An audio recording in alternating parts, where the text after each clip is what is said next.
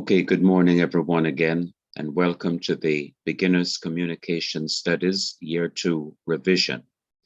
Next week, we're going to be having our final exam. But before I say anything further about the final exam, let us go to God in prayer. Father in heaven, we give you thanks for another day that we have received from you. Thank you for the night of rest. Thank you for what you have provided for us to eat and to drink this morning. And we pray that you will be with us throughout the day and give us the mental strength and the physical strength and the spiritual strength to learn and to remember important truths that we have been studying this trimester. I pray that you will be with me, that I will be able to successfully revise each lesson that will be examined next week, God willing. In Jesus' name, amen. Well, next week, Thursday, which is December 9, at 8 o'clock in the morning, and for 1 hour, 8 o'clock to 9 o'clock, you will have the Beginners Communication Studies Year 2 final exam. This one PowerPoint lesson, which is a revision of everything that we have done this trimester, will help you to strategically prepare yourself for the different questions on the different lessons and on the different units. So rather than go to the individual lessons, this one PowerPoint lesson will be enough to enable you to do well next week, Thursday, December 9, in this final exam. We are revising again. We did so last week, and we are continuing by looking again at the beginning of what we have done this trimester. We're looking at a revision of Unit 3, Developing Written Communication Skills.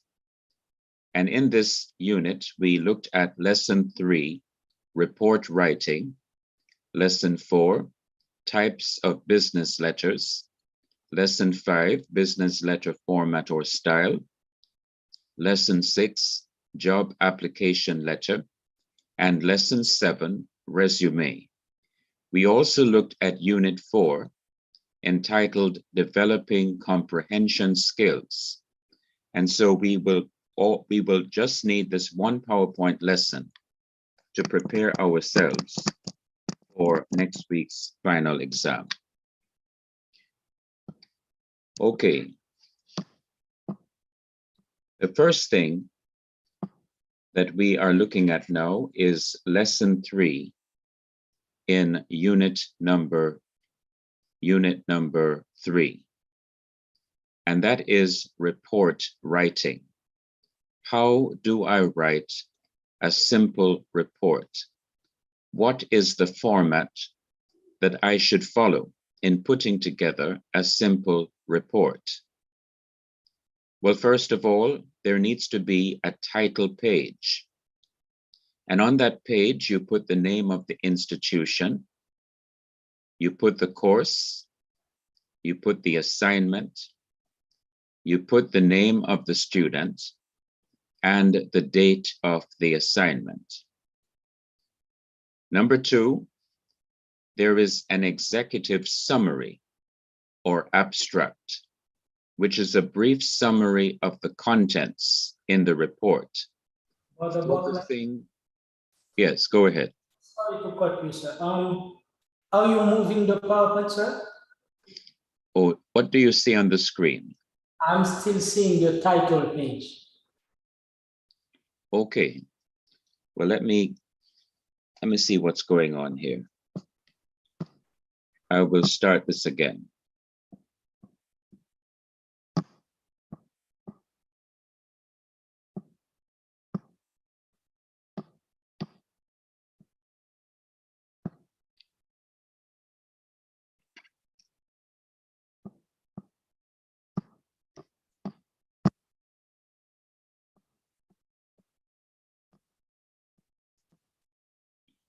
Okay, tell me what you see now. Yes, sir. We are seeing the writing now.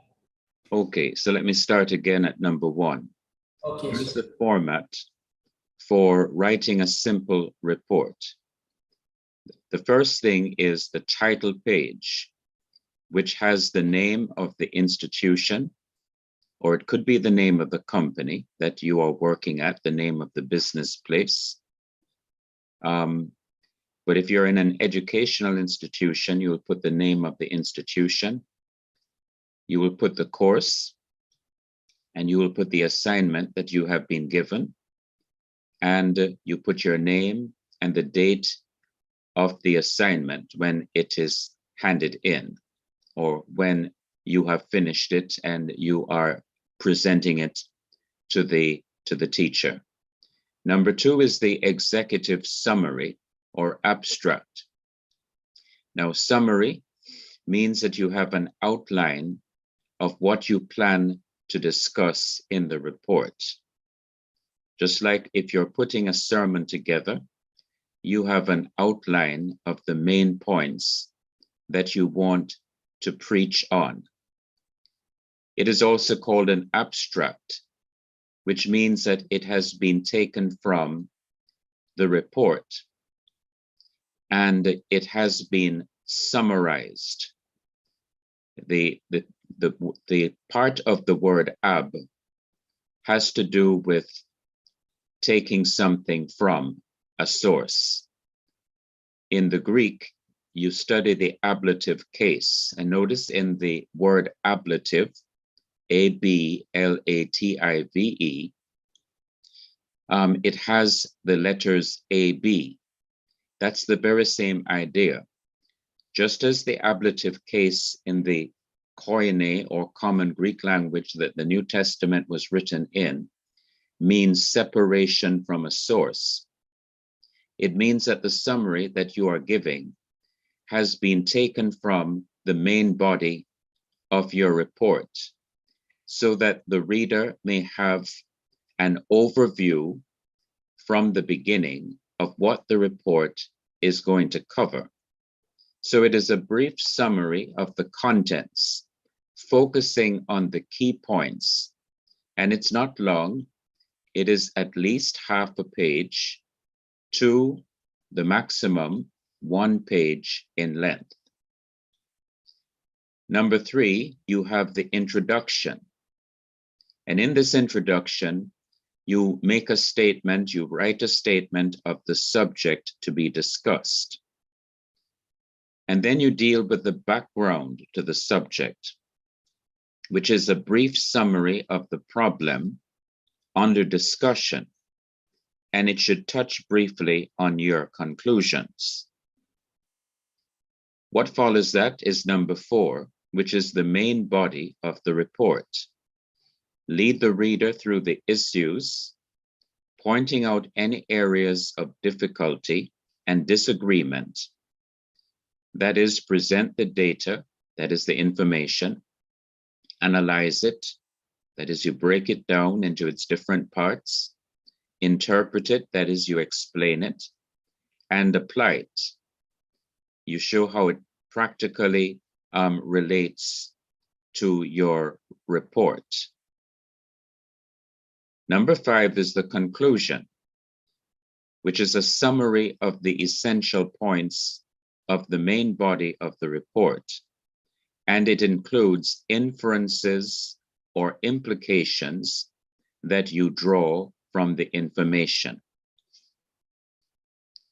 And number 6 deals with recommendations.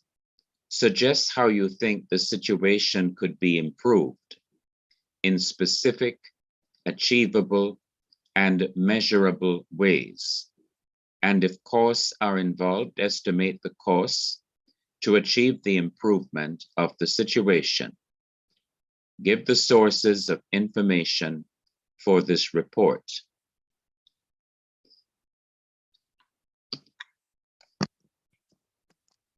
Yeah.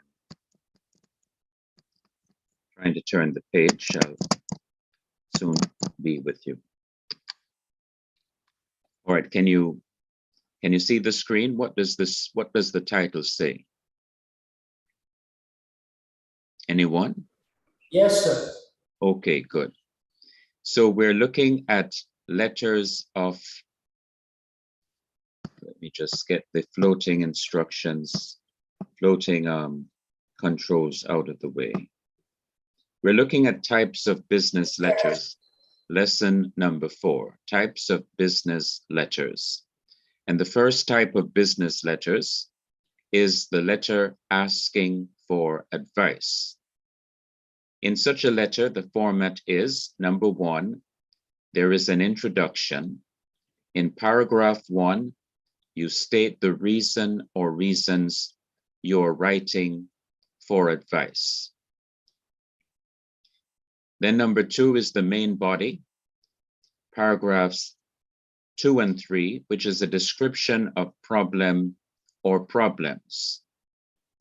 And number 3 is the conclusion, the final paragraph, in which you have your closing remarks and you sign with your full name. Then at the bottom of the screen, we have useful language for asking for advice.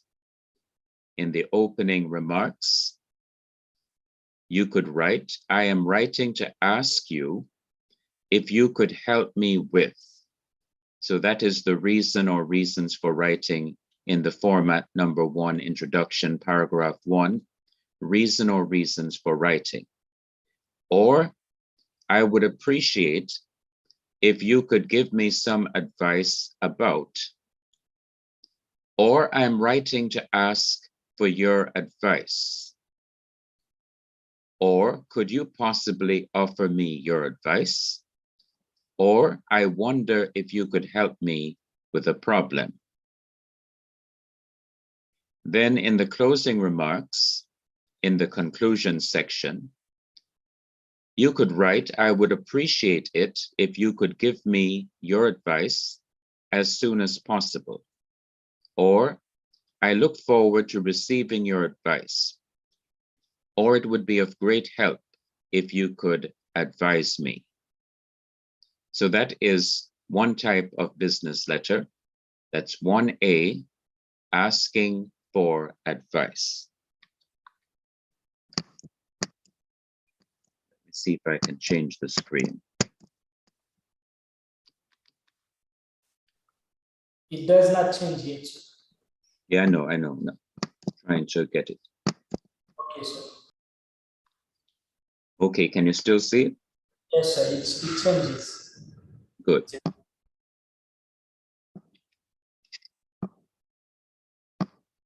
So we're now at types of business letters, 1B, giving advice. The previous one was asking for advice. Now this is the letter giving advice. And here is the format. Number 1, you have the introduction. Paragraph 1 is thanks for letter or express understanding of the problem. Number 2 is the main body. It may have paragraphs 2 and 3, depending on how much advice is needed. And in these paragraphs, you give suggestion or suggestions for how the problem may be solved, plus reason or reasons why these suggestions would work. Then number 3 is the conclusion, the final paragraph with closing remarks and sign with your full name. Now at the bottom of this screen, you have useful language for giving advice. Number 1, in the opening remarks, and in the format section, this would be the introduction in number 1, paragraph 1.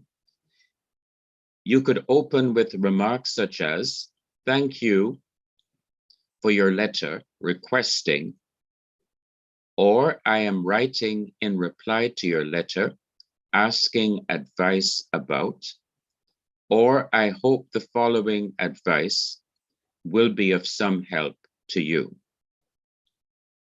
Then number 2, gives examples of what you may write concerning suggestions. Suggestions can be introduced as follows. I strongly recommend that, or I would suggest that, or I believe that the best course of action is, or I would advise you to, or you should, or you ought to, or if I were you, I would. So these are some examples of how to begin the suggestion section. And then in the closing remarks section, which corresponds to the conclusion at the top of the screen, you may give remarks such as, I trust you will accept this advice, or I hope this will be of help, or I would very much like to know if this was helpful. So this is a letter number 1B, giving advice. All right, let me try and get this screen to change.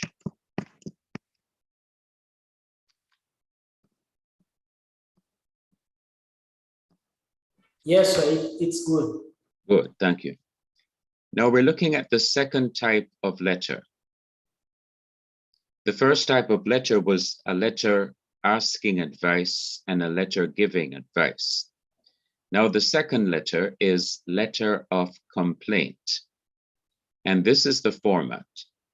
Number one, you have the address of the business that the complaint is being sent to, including the specific person who is in charge of the business that you have a complaint about. What follows the address are the letters RE colon or REF colon. And what this means is RE or REF is a shortened form or an abbreviation of the word referring. And it is referring, as we see in the brackets, to the problem in a very brief way. And it is brief, such as maybe not even one sentence long, just a few words, so that when the business person takes up the letter, he or she knows right away what the complaint is going to be about. Then number 3 is the beginning of the main part of the letter itself, Dear Mr. or Mrs., and the name of the person to whom the complaint is being addressed. In the first paragraph, after this opening greeting, you state the problem. For example, the Church of Christ ordered 1,000 chairs from Kingston High Ridge in preparation for a tent meeting on a particular date, but only 500 chairs were delivered on that date. Now, this is just given as an example.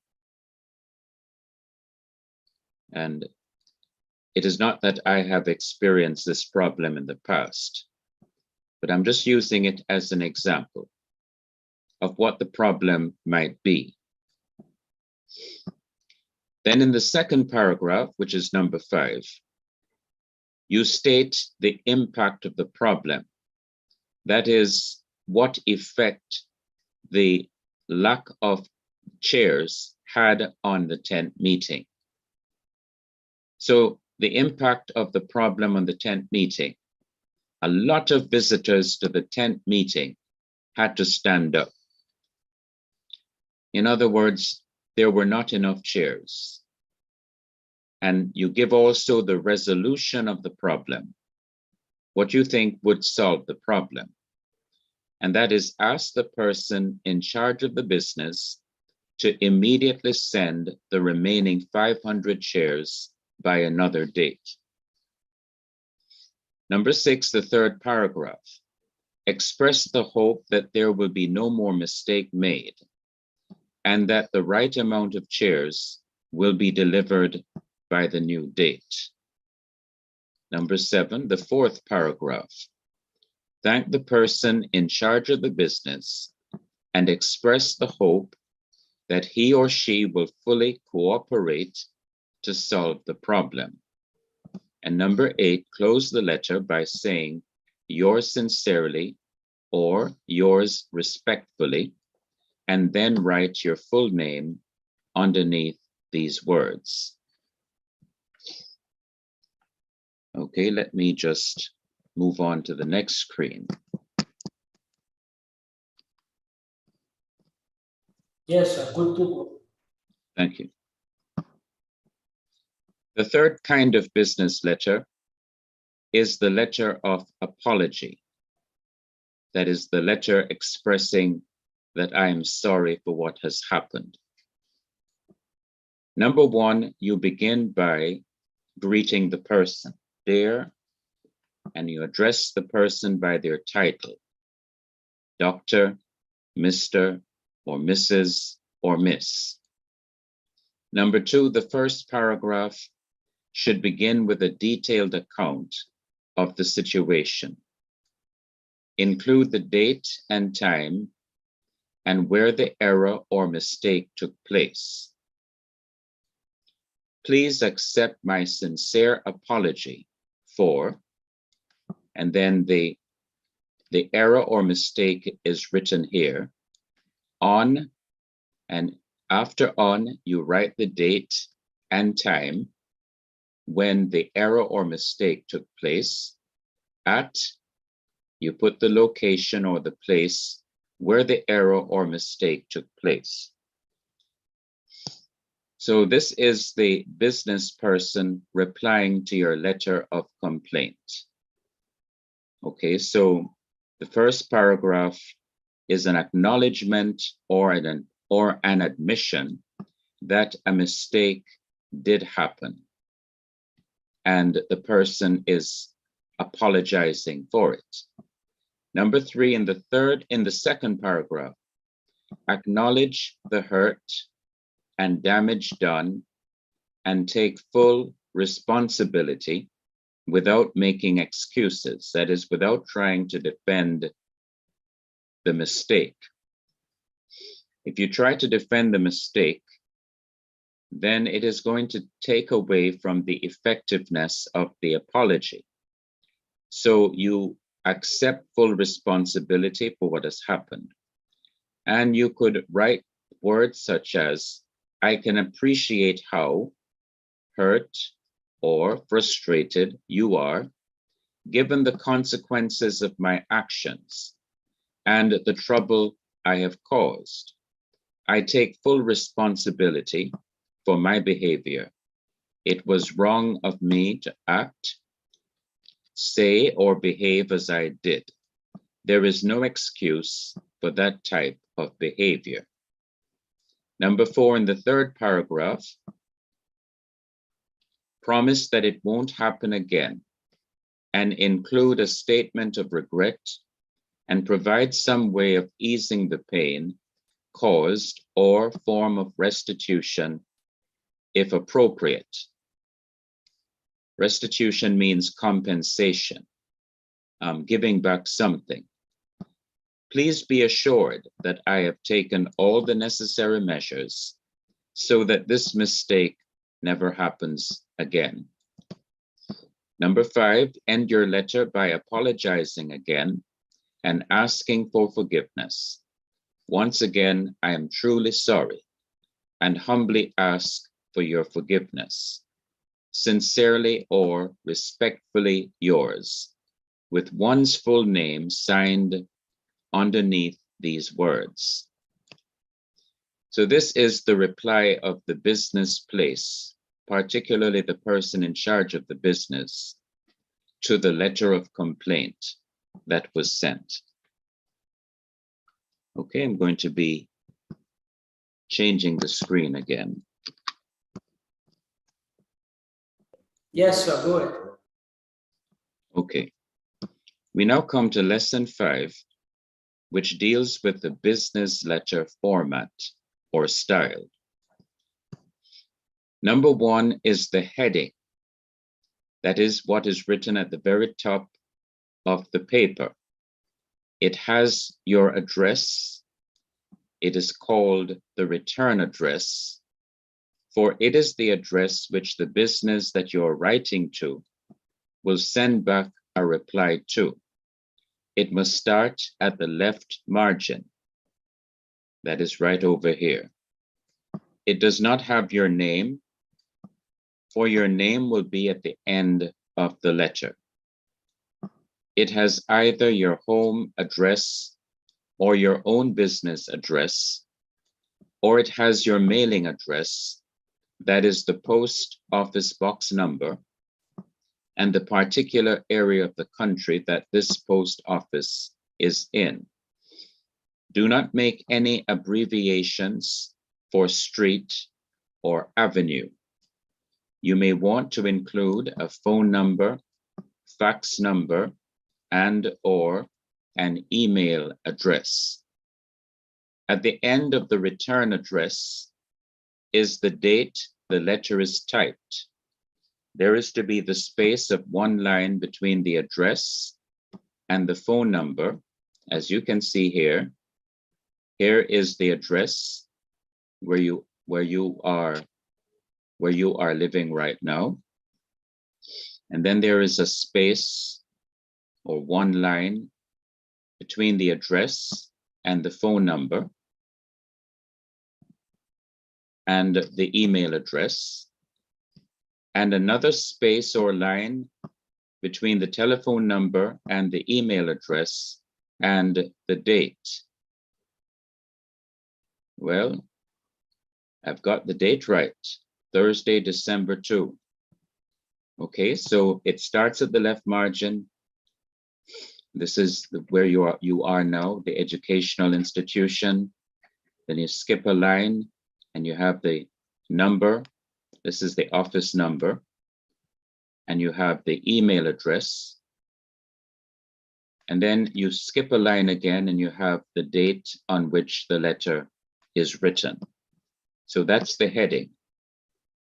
It's your address. It is the return address. Okay, let me try now to change this again.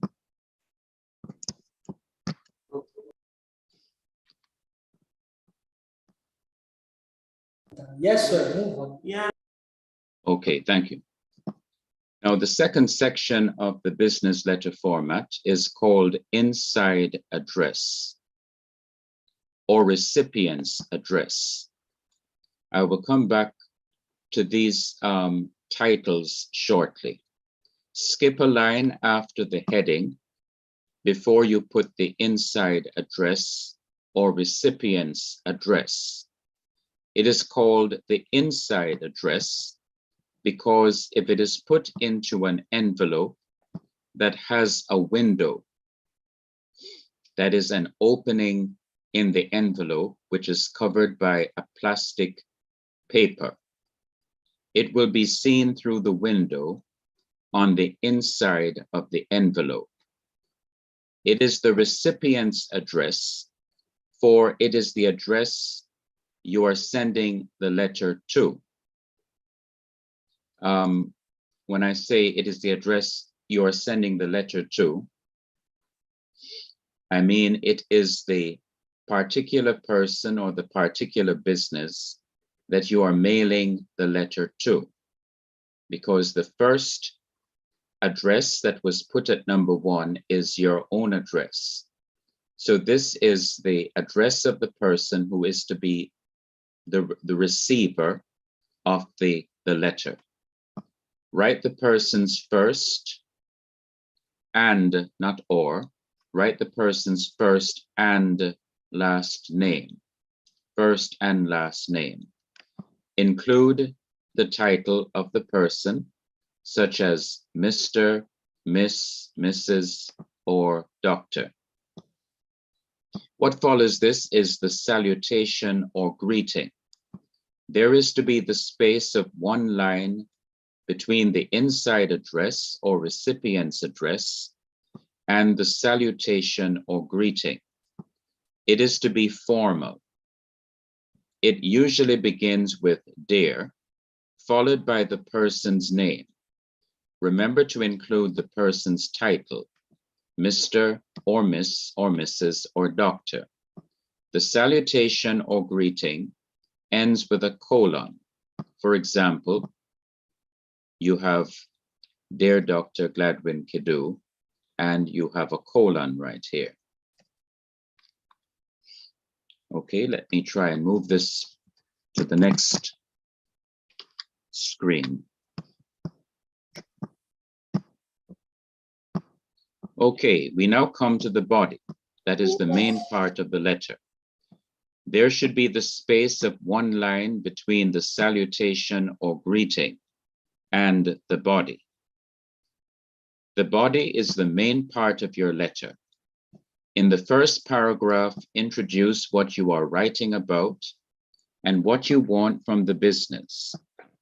In the subsequent paragraphs, explain the nature of your problem and what they can do for you. Be non-combative, that is, be gentle, don't be aggressive, and come straight to the point. There should be the space of 2 lines between one paragraph and another paragraph in the body or the main part of your letter. So 2 lines should separate one paragraph from another paragraph in the body. Okay, I'm moving it now to the next slide.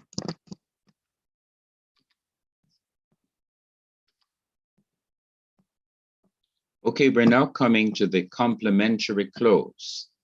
There should be the space of 1 line between the body and the complementary close. The complementary close is a short and polite remark that ends your letter.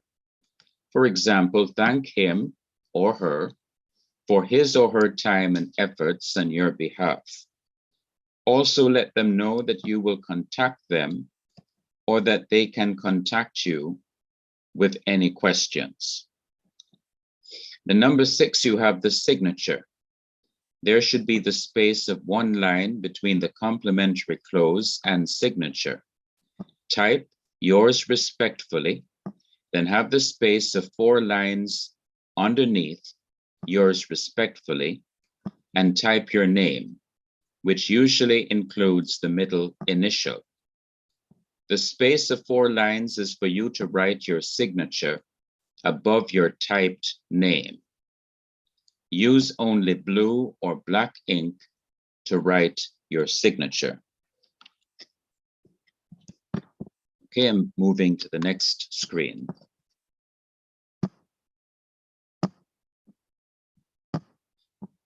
We now come to lesson 6, job application letter, and difference between a job application letter and a resume. While your resume offers a history of your work experience and an outline of your skills and accomplishments, the job application letter you send to an employer explains why you are qualified for the position and should be selected for an interview. So a resume is a history and an outline of what you have done in your different jobs and what skills you have, what you have accomplished. But a job application letter specifically is intended to show the potential employer why you are qualified for that specific job that he is advertising. Now, here are 5 sections of a job application letter. Number 1 is the heading. A letter of application for a job should begin with both your and the employer's contact information, which includes name, address, phone number, email followed by the date on which the letter was typed. If this is an email rather than an actual letter, include your contact information at the end of the letter after your signature. The second section of a job application letter is the salutation. This is your polite greeting. The most common salutation is, "Dear Mr. or Mrs. or Miss," followed by the person's last name. The third section of a job application letter is the body of the letter. Think of this section as being three distinct or different parts. In the first paragraph, you'll want to mention the job you are applying for and where you saw the job listing, that is, where you saw the job advertised. The next paragraph or paragraphs are the most important part of your letter. Remember how you gathered all that information about what employers were seeking and how you could meet their needs? This is where you will share those relevant details on your experience and accomplishments. The third and last part of the body of the letter will be your thank you to the employer. Okay, let me go on. Continuing now, number 4 is the complementary close. Sign off your letter or email with a polite close, such as "best" or "sincerely," followed by your name. And the fifth section of the job application letter is end with your signature, handwritten, followed by your typed name. If this is an email, simply include your typed name, followed by your contact information. Lesson 7 is the resume. The definition of a resume in the English language is a resume is a short document used to summarize a job seeker's experience and qualifications for a prospective employer. And here is the format of a resume. Number 1 is the contact information. Your name, phone number, address, email address. Number 2, your work experience. That is, if you have had any job in the past in which you have earned money, you mention it right here. Company, job location, that is the address of the business place or the location of where you worked. Job title, when you started the job, when you ended the job. Beginning with your current job, that is your present job, or your most recent job, and going back in time to your first job. Again, this only applies if you have had work experience in the past. If you have had no work experience yet, then you go on to number 3, which would become number 2. You deal with your education. So education involves the name of the institution where you were trained in a particular skill, the degree that you got, that is, what level did you get trained in? Is it a certificate? Is it a diploma? Is it a degree? School location or address, and the years that you attended the educational institution. If it is different institutions that you attended, then you will put the different institutions down. Number 4 is skills. You identify what skills you have and the context in which you use these different skills. because the prospective employer may be able to use your skill in his business. And so he will be interested in this, not just in your knowledge of a particular subject or your abilities, but your ability to do practical work that could really enhance his business. Number 5, awards and honors is important because it shows that in your work in the past, you have excelled. You have done better, perhaps, than some of the other employees at the business place, such as Employee of the Month. Number 6, volunteer work and organizations that you are affiliated or associated with.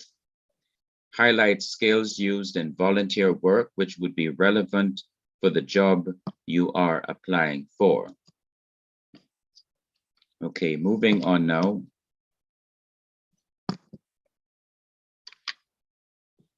Or we now come to the final section of our revision. Unit 4, developing comprehension skills, building comprehension skills. And these 6 ways are ways of building comprehension or enabling you or other people to understand what is written. Number 1, identify the main ideas of the passage, whatever the passage is. You did an exercise in this in Acts chapter 8, verses 30 to 39, in which I asked you different questions, which were to bring out main ideas from the passage. Number 2, summarize the main ideas of the passage. Number 3, describe the tone of the passage. Is the person angry? Is the person happy? Is the person is the person sad? How does the person feel? That is what is meant by tone, the emotion that the writer has that comes through in what he has written. Number 4, give examples of specific details that support the main ideas of the passage. Number 5, understand why the writer is writing. Is he writing to prove something that his readers presently do not believe to be true? Is he writing to motivate the reader to do something? Is he writing simply to explain some facts that the readers may not be aware of? Why is he writing? Because that will influence the comprehension of the passage. Number 6, know the type of passage you're reading. Is it emphasizing descriptive words like adjectives, like adverbs? Is it a narrative, like telling a story? Is it expository, that is, defining words and explaining words, giving statistics to support one's definition or explanation of words? Is it persuasive? Is it meant to convince us? What is the type of passage that we are reading? These are 6 comprehension building skills. Okay, so if you study this one PowerPoint lesson that I've shown you, which you had already, let me see if I can get it back to the beginning. If you study this one PowerPoint lesson,